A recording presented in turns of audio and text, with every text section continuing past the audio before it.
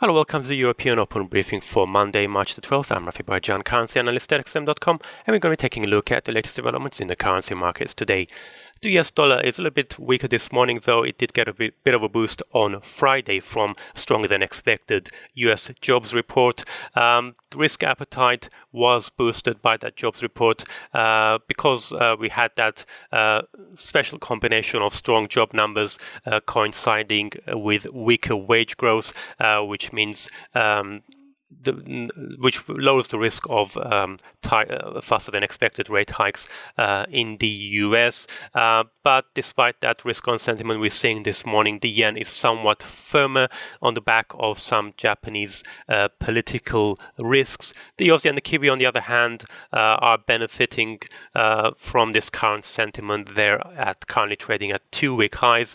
Oil prices also got a boost on Friday from that jobs report indirectly, which boosted risk appetite, and also we saw a drop in US rig counts.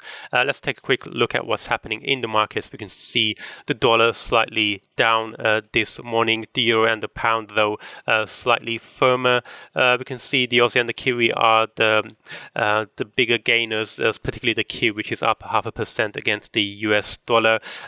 Oil prices though are slightly down, giving up some of Friday's strong gains, and gold is also being pressured by the risk appetite. On Friday, major US indices closed sharply higher.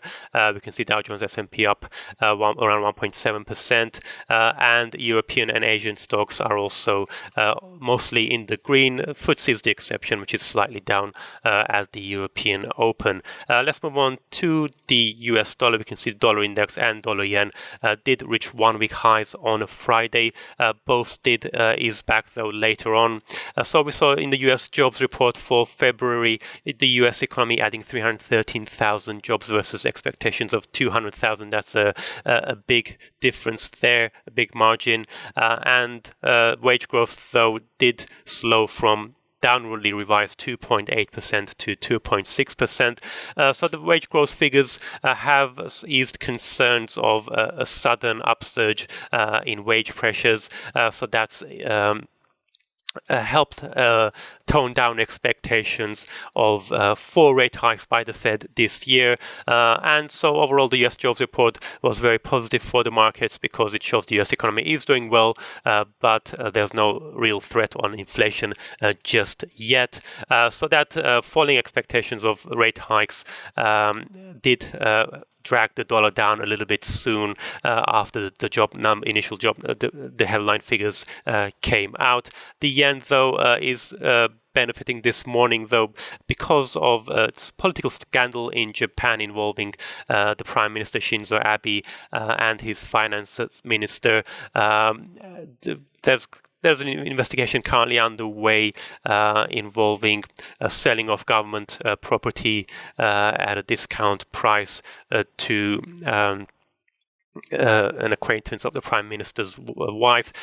So this has the potential to lead to resignations if there's any evidence of wrongdoing, but for now, neither the finance minister or the prime minister have said they will resign. So that is weighing on risk sentiment in Japan this morning. Slightly though, the Nikkei did manage to close sharply higher despite giving up some of its gains. Moving back to the US, the Fed's blackout period begins this week ahead of the policy meeting on March 21st. But just before the blackout began, we heard from a couple of Fed speakers on Friday. Chicago Fed President Charles Evans was rather dovish, saying he would rather wait a little bit longer before raising rates. But Boston Fed President Eric Rosengren was actually much more hawkish.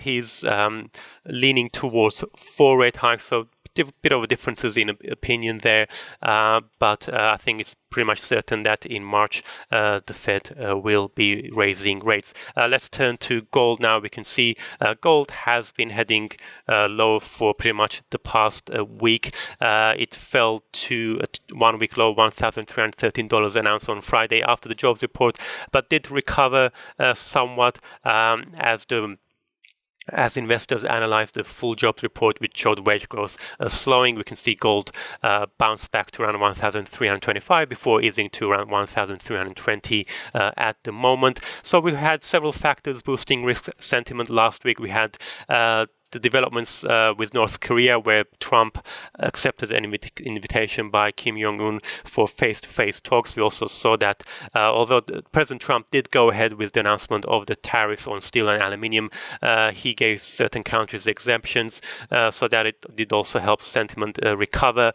And of course, US stocks closing sharply higher, with the Nasdaq touching a record, closing at a record high on Friday. So all of that has been very positive at the start of trading this morning. Let's turn to European currencies, though. Not much to say here. The euro did extend its losses from Thursday, when it fell on the back of dovish ECB at the end of its two-day policy meeting. The euro fell as low as 1.2271 soon after the US jobs report, but as the dollar fell back, the euro recovered back above the 1.23 level. We had more dovish comments from the ECB. The policymaker Benoit Cower saying the inflation is not quite where we would like it to be this morning, and there have been some reports in Reuters suggesting that the ECB is considering ending its QE program by the end of this year and starting to raise rates in the middle of 2019, though not much market reaction to those reports. Sterling, though, did manage to stage a stronger recovery against the dollar as the dollar fell back soon after the jobs report. Sterling is currently trading around 1.3867 at the moment. We're not expecting any major data out of the Eurozone and the UK this week, so we could see both currencies being neutral in the coming days. But the Aussie and the Kiwi, on the other hand, are very bullish at the moment. Both are benefiting from the risk sentiment, the recovery in risk sentiment. They're trading at two-week highs. We can see the Aussie at 0.7860 and the Kiwi just above the 0.73 level against the US dollar. The main focus for the Aussie will be Chinese data on Wednesday for industrial output and retail sales. Also worth mentioning that another reason why the Aussie is doing well this morning is because the US has given Australia exemption from the tariffs on steel and aluminium. Canada and Mexico, we know that were already exempt, but Trump has also now decided to include Australia in that exemption as well. And the Kiwi, we've got fourth quarter GDP numbers out of New Zealand on Thursday, so that's going to be the main focus for the New Zealand dollar. The Canadian dollar also rose against the US dollar on Friday. It's up further this morning to 1 week highs. We had seen the USD CAD coming close to breaking above the 1.30 level, but after that announcement that Canada will be exempted from the tariffs, we saw a big lift for the loonie, which recovered from around 1.30 to around 1.28.